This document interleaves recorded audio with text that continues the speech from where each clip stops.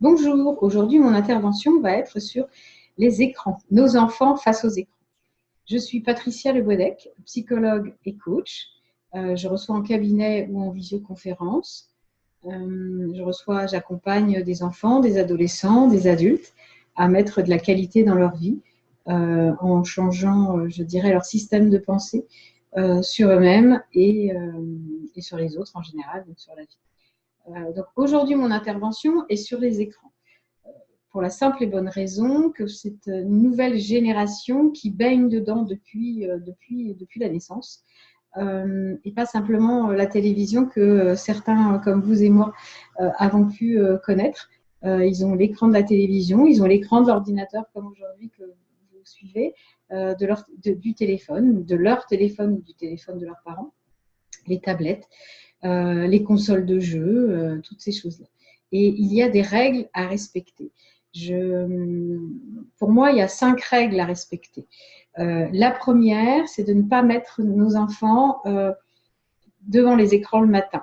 Ce sont des règles, petite parenthèse, qui sont valables aussi pour les grands. Donc, pas d'écran le matin. Pourquoi pas d'écran le matin? Eh bien, parce que c'est important pour l'enfant de pouvoir se réveiller tranquillement, de pouvoir être aussi à ce qu'il fait dans sa préparation et de ce pourquoi il s'est levé. Et puis aussi parce que regarder la télévision stimule énormément de zones cérébrales, beaucoup plus que de simplement lire un livre dans sa tête.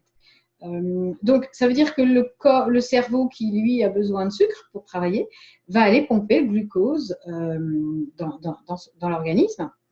Et donc, on va se retrouver avec un enfant qui a déjà finalement de la fatigue lorsqu'il arrive à l'école, lorsqu'il arrive à ses activités collectives, même la nounou, où il va évidemment vivre plus de stimulation parce qu'il ne va pas être tout seul en crèche ou en nourrice ou à l'école.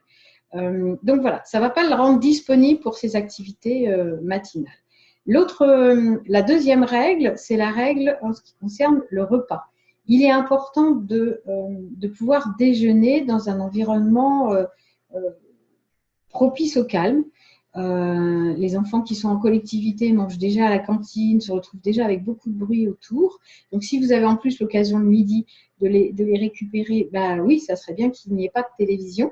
Le soir non plus, bien évidemment, d'autant qu'il y a quelques années, il y a quand même une étude qui a montré que les enfants, ce qu'ils regardaient le plus, était le journal télévisé. Donc, ils ne sont pas du tout matures pour recevoir ces informations qui sont rarement positives.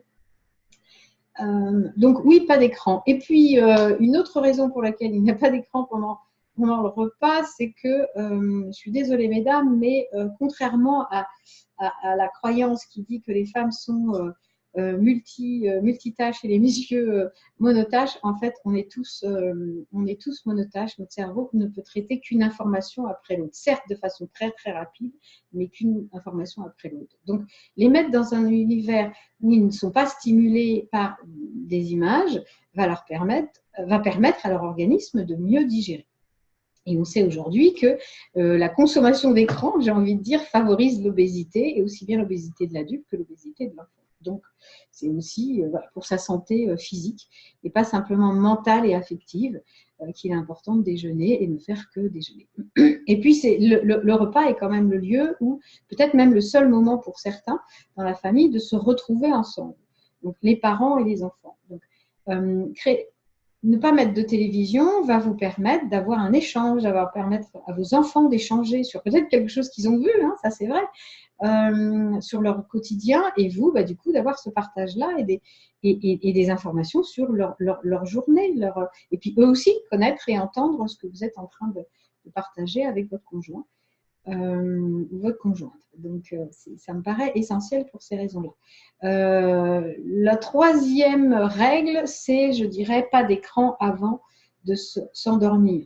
Vous savez peut-être que l'écran est une lumière bleue. Cette lumière bleue inhibe la mélatonine, et la mélatonine est une hormone régulatrice du sommeil. Donc, si on l'inhibe, eh bien, on ne va pas, l'enfant ou même nous-mêmes adultes, on ne va pas être propice à un endormissement et un sommeil de qualité, puisqu'on a donné l'information à notre cerveau, finalement, qu'il fait jour et qu'il doit rester réveillé.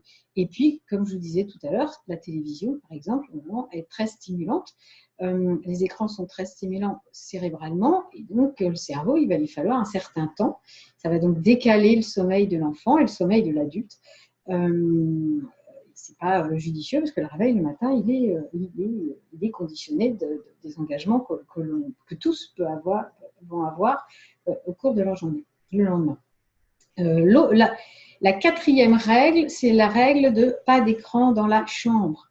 Je suis impressionnée de voir qu'aujourd'hui, il y a de plus en plus d'enfants qui ont leur console de jeu, qui ont leur propre télévision dans leur chambre.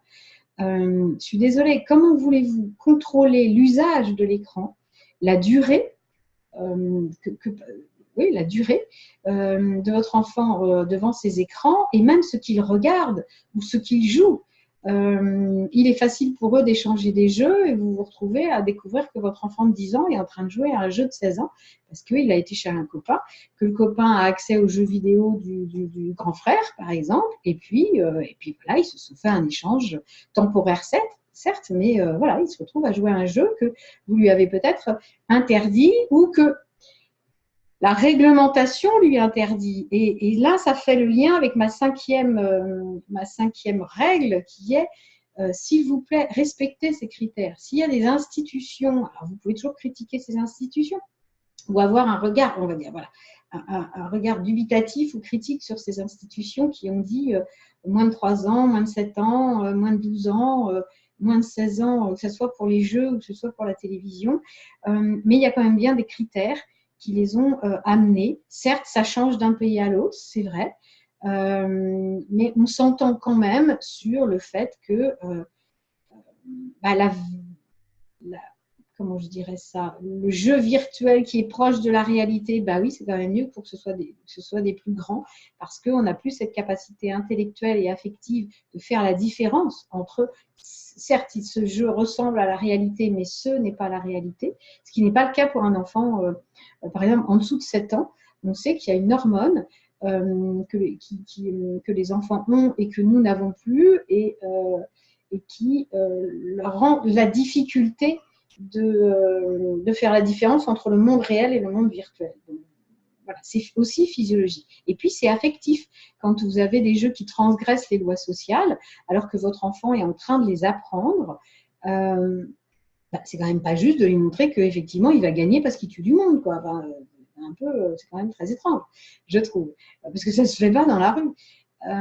Donc, voilà. Voilà, voici les règles. Donc, je vous les redonne. La première règle, enfin, s'il y a un ordre, on va dire pendant un ordre chronologique, la première règle, c'est pas d'écran le matin. Deuxième règle, pas d'écran durant les repas. Donc là, on est bien d'accord, c'est le matin, c'est le midi, c'est au goûter, c'est le soir.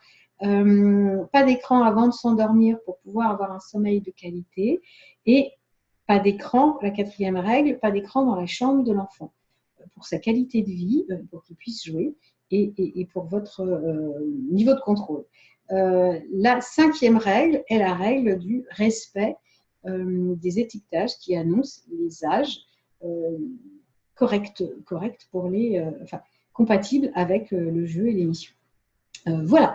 Si cette vidéo vous avait intéressé, vous a été utile, eh bien, n'hésitez pas à la partager, n'hésitez pas à faire des commentaires dessous. Et puis, vous pouvez aussi, par le biais des commentaires, me faire des demandes sur des thèmes que vous avez envie que j'aborde et j'aurai plaisir à le faire. Je vous souhaite une belle journée.